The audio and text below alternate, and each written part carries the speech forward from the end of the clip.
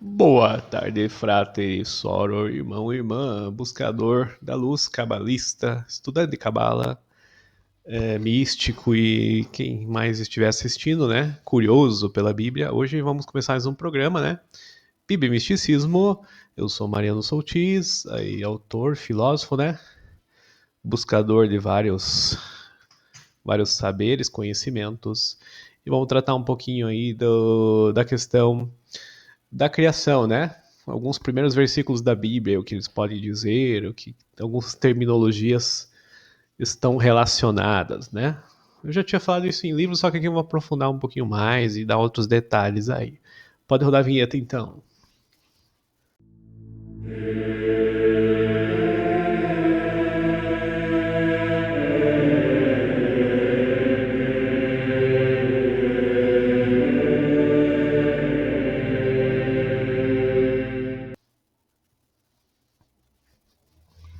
Então, pessoal, hoje vamos tratar um pouco de alguns versículos, ali não vou numerar, né? Mas é o início da Bíblia, aqueles versículos que falam de haja luz, né? Questão da relva, questão dos 7 dias da criação, né? Primeiro e segundo dia da criação, principalmente. Como eu sempre falo, a Bíblia é um livro de código, né? Uma Bíblia, ela tem a linguagem dos ramos e das raízes, que dizem os cabalistas. Então, ela tem um significado espiritual. Não está falando de coisas do mundo, árvore, nem serpente, nem nada disso, né? Até o Adão aqui está falando de humanidade, né? Tá falando de uma coisa espiritual que ainda, para mim, é uma humanidade espiritual, né? Um protótipo, nós podíamos chamar um arquétipo, né? Um arquê. E aqui está falando antes disso ainda, está falando da criação, né? Tá falando, por exemplo, do haja luz ali, né? E outras situações que a gente já falou algumas vezes nos meus livros, aí no Bíblia e Misticismo, Bíblia e Tradição Oral, até se vocês quiserem ver lá no Bíblia e Misticismo tem o site, né? .blogspot meu, que tem todas essas informações. Hoje eu até li um texto de Rosa Cruz, né? De falaram assim, não, os primeiros místicos, né, ali que meio que geraram Rosa Cruz eram cabalistas, né? Acho que foi o Kleimer que falou isso, eu estava lendo um texto. Ou Rudolf Steiner, um dos dois. Então é muito interessante, né? Esse conhecimento cabalístico.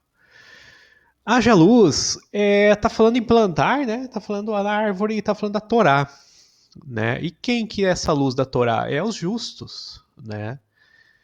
Porque daí ele fala que, em outra situação, que daí os não justos ali, né, os pecadores e tudo, não que ele seria contra, mas a situação é que eles iam revelar a luz de uma outra forma, né?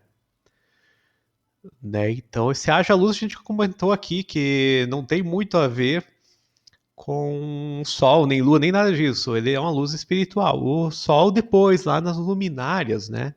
Que parece que fala das estrelas. Então a gente sabe aí por astronomia que estrelas surgiram antes ali de planetas, né? Ou se pegar o Big Bang aí mesmo, né? A gente sabe que a situação vem um pouco diferente.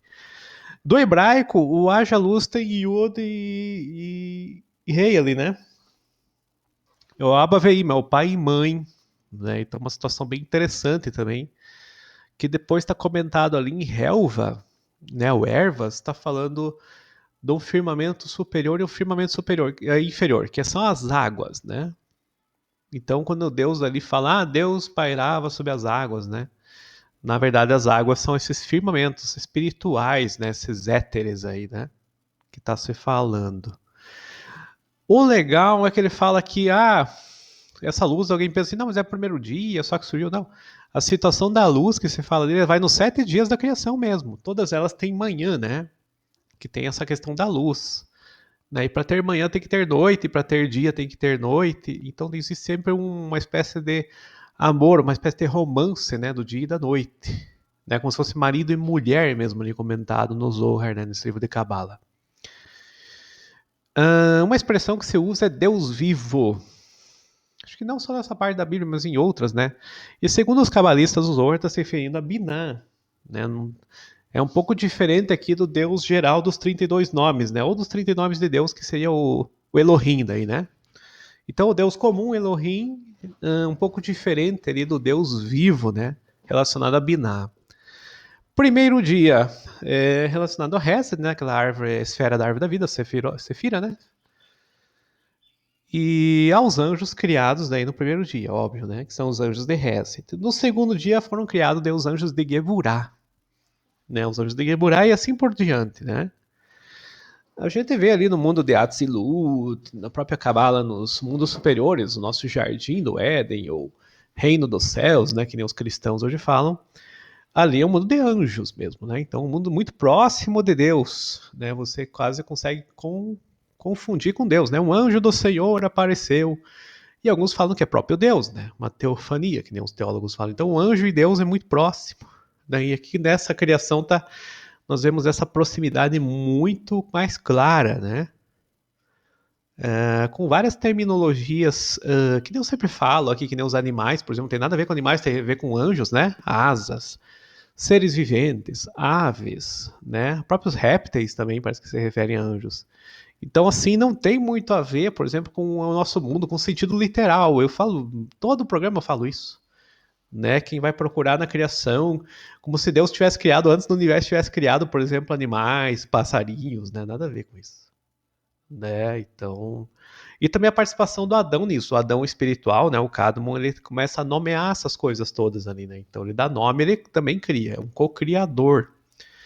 E os cabalistas, eles veem muito assim como cocriação, né? Nós também participamos dessa criação.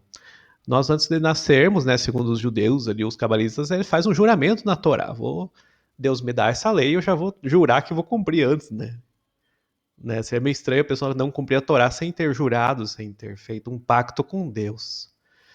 E isso a nível coletivo é mais claro ainda, né? Desde Abraão, desde Noé, desde Moshe, né, de Moisés, o próprio Yeshua, né, Jesus, os pactos com Deus vêm vindo, né, as alianças.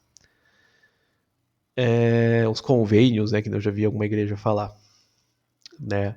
E aqui para místicos, para Rosa Cruz, é assim, né? Lei cósmica, né? A própria relação com o cósmico que nós temos é uma responsabilidade, é um karma, né? Não podemos viver numa criação como seres também criados, ou muitas vezes também outras coisas emanadas, e a gente tem um modo de entender isso tudo, um modo mais profundo, né? E um respeito por Deus, né? Que não seria tanto da teologia. A teologia começa a colocar muito pessoal esse Deus, né? Como só se fosse uma pessoa, fosse um homem, andasse no jardim com o homem. Não é isso, né?